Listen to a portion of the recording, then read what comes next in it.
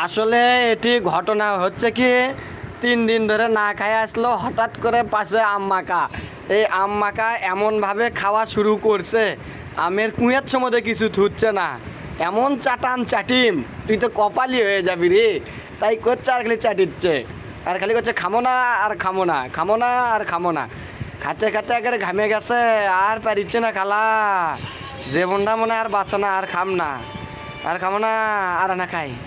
তাও আনা খায়, আবার আনা এমন চাটন দি, আর আনা চাটন দি খায়, আর আনা খায় বাবা। আর হচ্ছে না, খাবার মন চাচ্ছে না, মরার মুখে দুষি না, আর এক গাছ আনা মারি। আরে আটকে গেছে, আটকে গেছে, টান দে, কেউ না টান দে শোনা। আর পারিচ্ছি না, উগলে গেল মা, শরীর শেষ আমার। এমন খাওয়ান খানো মনে হয় না আর 6 বছরে খাওয়া লাগবি শোনা।